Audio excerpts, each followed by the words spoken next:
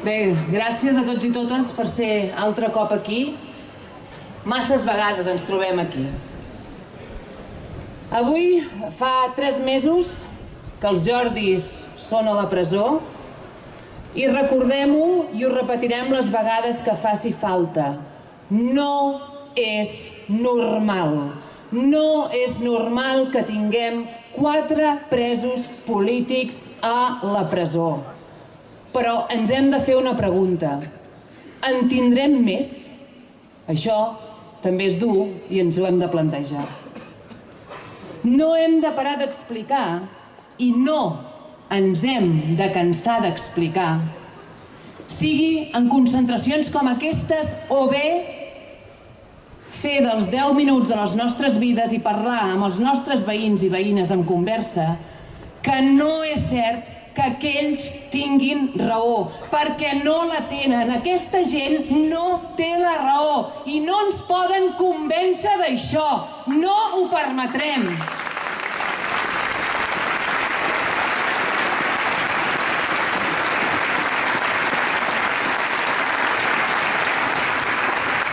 Un aparell de l'Estat que actua amb tota la impunitat del món, que criminalitza opcions i accions polítiques contràries a la seva i que, sobretot, amb un poder discrecional, ens està usurpant tots els nostres drets fonamentals.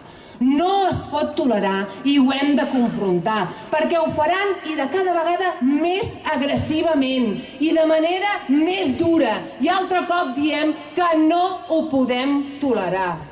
No hem de caure en el parany de veure els esdeveniments que passen com meres casualitats. No són casualitats. Per exemple, per què la setmana passada, de cop i volta, van detenir a 3 companyes encausades pel cas de la tancada al rectorat de la Universitat UAB l'abril del 2013 i que ja en el 2015 ja van tenir la seva fase d'instrucció. Repetim, no és una casualitat que la Cèlia Arnau, la nostra companya, fos detinguda per tal que se li notifiqués que ara ja tindrà el judici oral. Cèlia, estem amb tu i estem totes amb vosaltres, amb totes les 27, perquè som més de 27 i som moltíssimes més que us estem donant suport.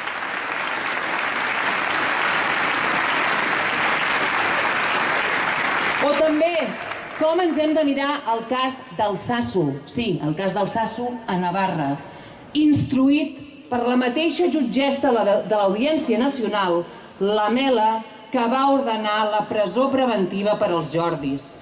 Quina casualitat! No és altre cop una casualitat. Un simple enfrontament del jovent d'aquest poble de Navarra amb la Guàrdia Civil, que aquest va denunciar, Guàrdia Civil, un dels altres braços executors d'aquest aparell de l'Estat que ens està reprimint, aquest enfrontament del 2012 va fer que aquesta jutgessa, la mateixa que ha condemnat presó preventiva per als Jordis i pels 4 presos polítics que ara tenim a l'actualitat a la presó, va declarar també presó incondicional, sense fiança, i una acusació de delicte de terrorisme per a aquests 8 joves que el juliol passat se'ls va agreujar la situació amb una petició de 375 anys per a totes elles.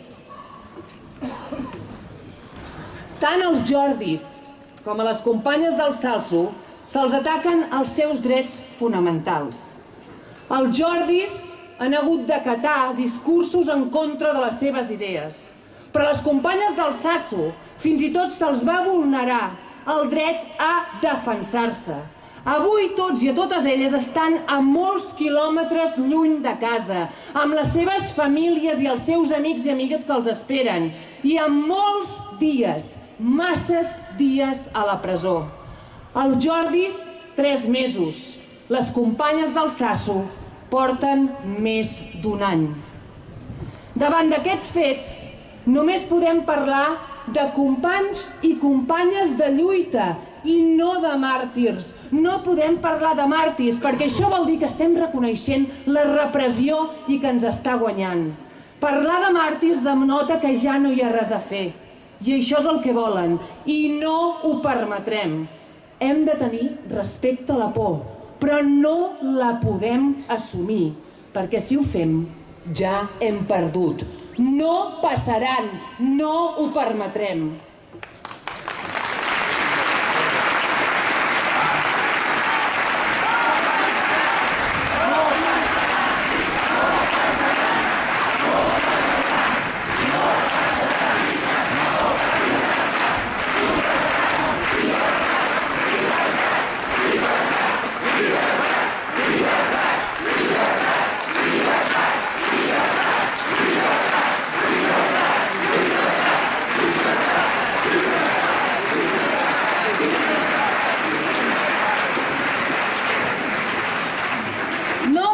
Permetre que ens segueixin manipulant discursos on la persona i el col·lectiu oprimit passem a ser els culpables i l'opressor, aquest aparell de l'Estat, la víctima. No ho podem permetre. Hem de confrontar tots aquells discursos on se'ns culpi d'haver provocat nosaltres la violència que va ser exercida contra nosaltres i sobretot hem de denunciar qualsevol intenció d'utilització de la interpretació de la llei contra nosaltres. Ho hem de denunciar. El cansament emocional l'hem de combatre amb la solidaritat. La impotència i la indignació l'hem de canalitzar sobretot amb propostes i sobretot amb propostes amb clau republicana. Hem de treballar colze a colze des de les institucions, però també des dels nostres carrers, per combatre aquell discurs que aquells fan i que ofereixen, perquè són ells els que ofereixen la visió polaritzada de la realitat, del nostre Principat. I només ho podem combatre amb aquests valors republicans perquè són simples, perquè són valors de justícia social, són valors per tots i totes, pels independentistes i pels no independentistes, i sobretot perquè són valors de dignificació.